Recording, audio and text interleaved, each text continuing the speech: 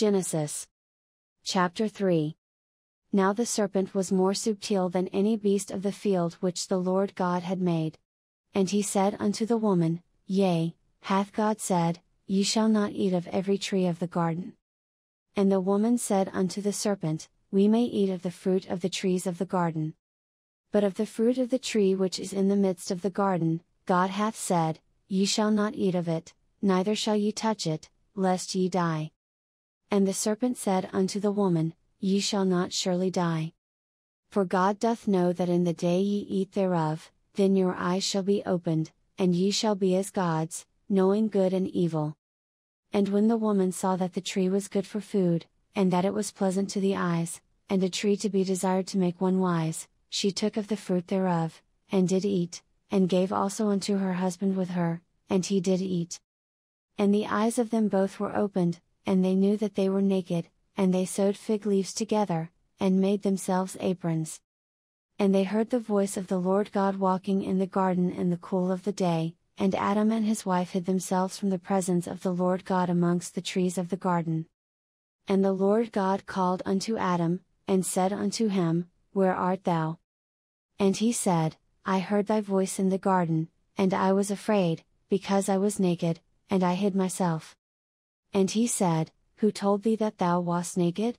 Hast thou eaten of the tree, whereof I commanded thee that thou shouldest not eat?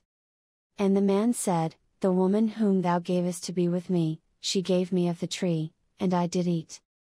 And the Lord God said unto the woman, What is this that thou hast done? And the woman said, The serpent beguiled me, and I did eat. And the Lord God said unto the serpent, Because thou hast done this, thou art cursed above all cattle, and above every beast of the field, upon thy belly shalt thou go, and dust shalt thou eat all the days of thy life.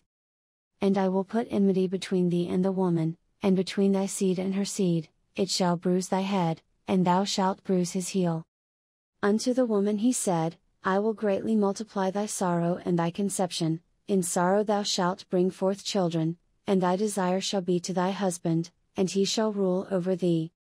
And unto Adam he said, Because thou hast hearkened unto the voice of thy wife, and hast eaten of the tree, of which I commanded thee, saying, Thou shalt not eat of it, cursed is the ground for thy sake, in sorrow shalt thou eat of it all the days of thy life.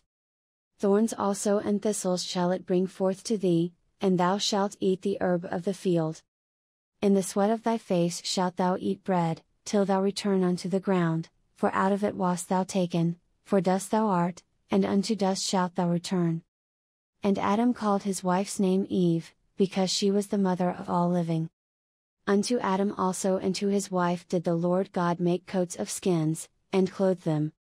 And the Lord God said, Behold, the man is become as one of us, to know good and evil, and now, lest he put forth his hand, and take also of the tree of life, and eat, and live forever. Therefore the Lord God sent him forth from the Garden of Eden, to till the ground from whence he was taken. So he drove out the man, and he placed at the east of the Garden of Eden cherubims, and a flaming sword which turned every way, to keep the way of the tree of life.